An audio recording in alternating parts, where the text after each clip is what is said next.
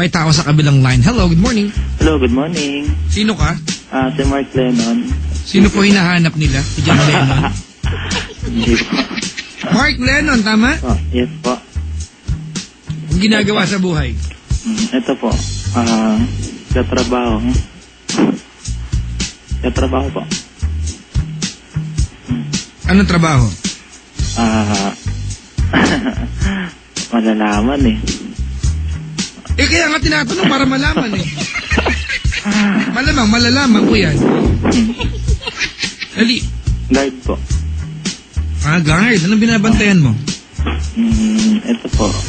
Sa company namin. Ano company? Di mo na. Nari ka pa eh. Ano company? Ito po. Huwag na lang. Sige, anong building?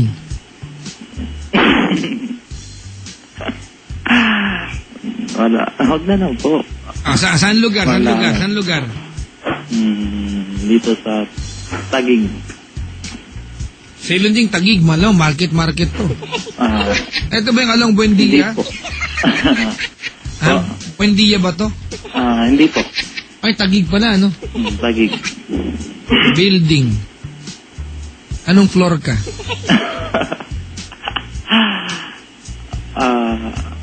Dito sa sa... Rooftop. Rooftop ka ba? Hindi naman po. Saan ka naka-assign? Dito po, sa sa... Hirap mo kausap, pre. Ikot ka. Sa po, sa planta kami. Planta? Diyan, industrial park ka, FTI, ganun ba? Iyan mo na nga, sige na, okay, sige. Uy! Apo. Ikaw may nag-text. Si Sir Rafi. Birthday ni Sir Rafi. Batiin mo nga, Mark. Happy birthday, Sir Rafi ka mo. Happy birthday. Hindi ko kakilalain. Alay mo lang, mabigyan ka ng handa dyan. Oo nga po.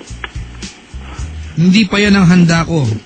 Sa Thursday, papadala ko ng food. Uy, Sir Rafi, wag na po. Pahingi. Wag na po, nakakaya kung tanggihan pa namin yan.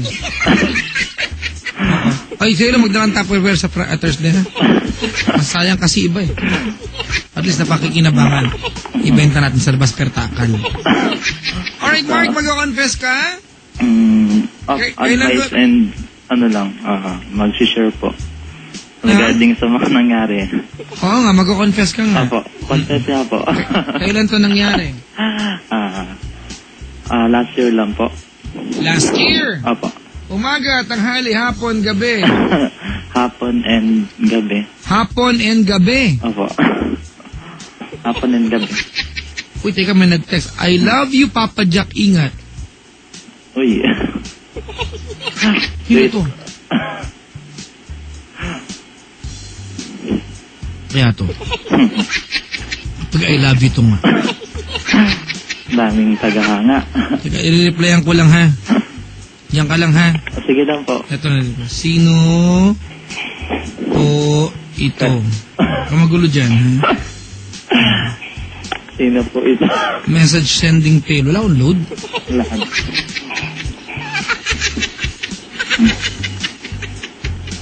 Alright, Mark? Po? Hapon hanggang gabi. Nangyari, actually, nagkita uli kami ng hapon, din nung gabi. Kita ulit kayo? Opo. Kitang-kita na. Nagkakitaan. Ano mo to? Girlfriend mo? Ano ba? Schoolmate ko po. Schoolmate mo. So wala kayong relasyon, nakita lang kayo? Wala po. Opo. Naku, ang dami ko pa namang schoolmate. Hindi classmate, schoolmate, libo-libo kami niyan. O, diba? Sila ko schoolmate. Tapos? Actually, ganito po yun. Last 2003, high school ako nun. Crush na crush ko talaga siya. Then, siya naman po, puro once na magkikita kami, wala lang, hindi siya ngumingiti. Baka bungi.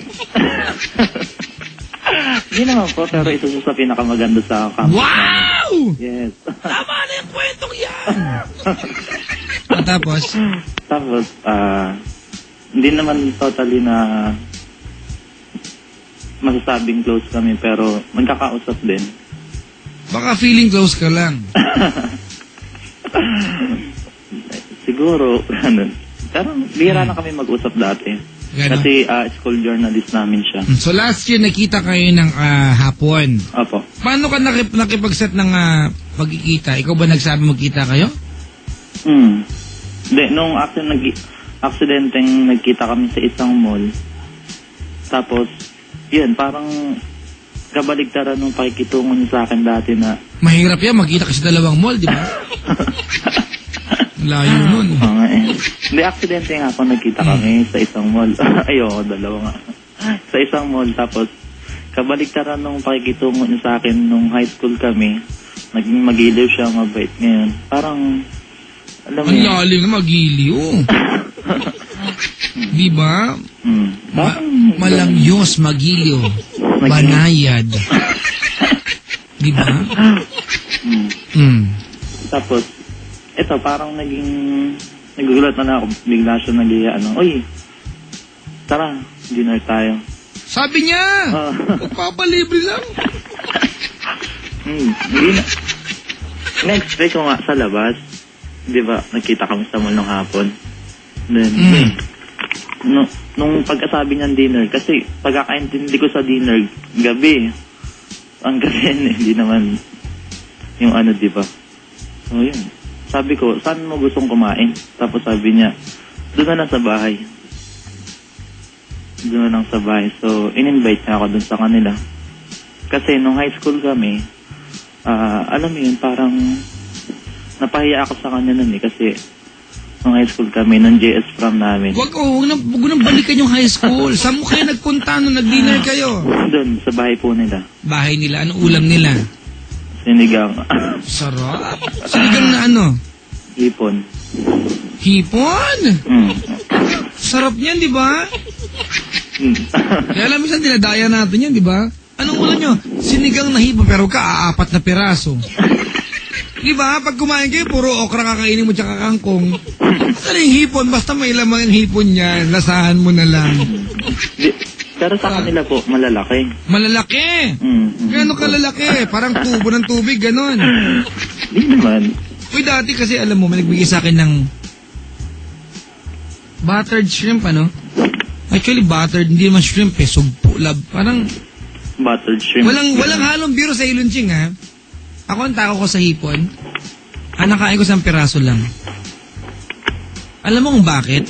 Bakit? Alam mo yung teleponong hawak mo ngayon? Ganito kalaki? Ganyang kalaki isang piraso. Sa ilunching, yes. Di ba? Grabe naman hipon niya. Siguro mga mga 20 peraso lang siya, pero 6 na kilo na siya agad. Ganong kalalaki. Masarap pala ang ganyan pag maliliit lang, mas malasa. Mas matinig po yung maliliit, ha? Kaya ako gusto ko hibi lang eh. Dried pa. Dried. So, nakikain ka sa bahay nila. Sino tao doon maliban sa inyong dalawa? Na-expect ko, ando doon yung mga pinsan niya kasi dati, doon magkakasama sila. Then, ito, nagulat ako, wala. Then, uwi pa doon ng pinsan niya is 1 in the morning. So, kayong dalawa lang? Apo. Siya nagluto? Siya. Kasi, alam niya naman na yun yung favorite ko dati, pe. Bukod doon sa, yung repolyo na, ang tawag doon? Yung may toyo. Parang adobong repolyo. Ganun po. So, yun yung niluto niya. Kasi meron daw silang stock nun. Tapos, yun. Parang naglabas siya ng wine. Paglabas ng wine. Hindi naman ako nainom talaga. Kasi nga. Kayong dalawa lang, naglabas siya ng wine? Opo. Wine. Talaga? Ano ba tsura niyan? Text mo sa akin. Describe mo nga sa akin. Maputi siya. Na mahaba yung buhok na yan, lampas balikat lang. Mure. Di naman totally matangkad na ako ng konti kasi mga nasa 5 siya. Maputi. Nalampas balikat yung buhok. Na nakinis. Makinis. Sexy. Sexy. Diba, parang nandun. Ano to, mahilig mag-spaghetti ba to? Hindi naman. Hindi naman po siya mahilig ng spaghetti. Pero sexy talaga. Nandito siya ngayon, kasama boyfriend. Hindi. Ayaw. Panalo.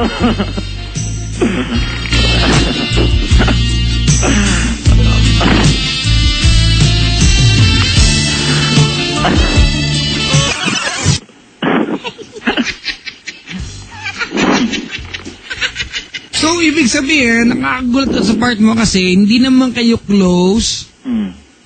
Alright? Opo. Niyaya kanya mag-dinner sa bahay nila, nagluto siya o naghanda siya ng hipon na sinigang, malalaking hipon. Opo.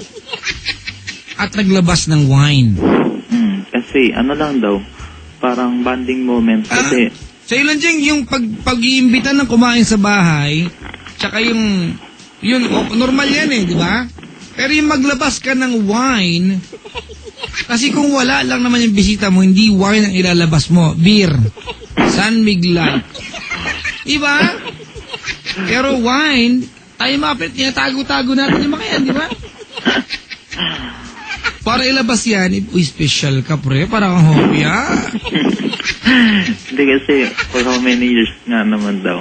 So, ngayon lang daw kami magbabalitaan, magkwentuhan, kung ano nangyari, buhay-buhay. Tapos yun, tinanong ko siya, ano nangyari ba't naging mabait ka yata? Pero, pas na yun, sabi ko sa kanya. Sabi niya, yun nga daw, sisisi daw siya sa mga nagawa niya, but still, pas na raw daw. So, sabi ko, wag na tayo mag-usapan. Ganun. Pero siya na yung nag-open up na.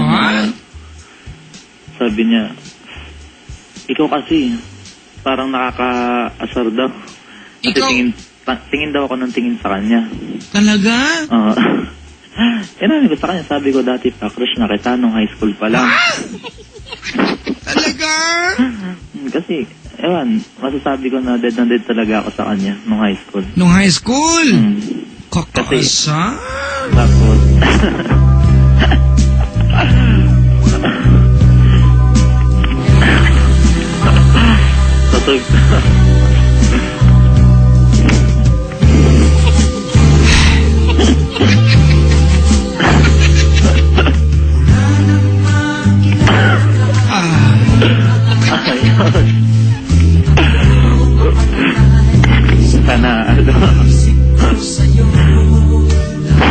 Tapos? Yun, sabi ko sa kanya, nung high school tayo, ba't hindi mo ako nagbuka akong tanga nun? Kasi JS prom namin, halos maglumunda ako sa kanya. Hindi mo man lang ako sinayaw. Sabi niya kasi hindi niya daw ako type nun. Sabi niya, iba daw kasi yung dati. Sabi ko, alam mo bang crush na crush kita? Napahalos napahiya na ako nun para gawin yung utos niya na, form ako ng ganito. Kasi pag nauuhaw siya, sige, okay. Sige upuan. Tama na yan. Minom kayo ng wine. Sa anong bahagi kayo ng bahay nakaupo? Sa may tala nila. Sa may sala. Kayong dalawa lang nakalakambong bahay. Hindi. Anong oras na yan? Siguro mga 8:30. Ng gabi. 8:30. Alright. Hanggang sa... Noong mga time na nagiinuman kayo, ano yung nasa utak mo? Yun nga. Tingin ako ng tingin sa kanya kasi hinahanap ko yung sarili ko doon. Hinahanap mo yung sarili? Bakit? Nawalan ka sa sarili mo? Hindi naman. Kasi dati yung kilig factor na hinahanap ko nung high school, parang nawala na ngayon nung nakita ko siya. Hindi ka nakinikilig? Yung talagang crush na crush ko. Ano nasa utak mo? Bumsyakala na lang. Hindi ko naman iniisip yun. Bumsya. Hindi ko naman iniisip yun. Kasi sabi ko, iba yung kilala ko sa kanya. So hindi siya basta wala sa isip ko na may mangyayari na ganun-ganun. So yun, parang nagkamali pala ako na medyo naging tipsy na siya. Tapos ako kasi pag umiinom, di ko naman totally lahat kunyari mag-CR ako tapos dun, iduluwa ako din. Kasi hindi naman talaga ako nainom talaga. Ano yun? Ilaluwa mo si R? Oo. Lalamunan? Makain na din.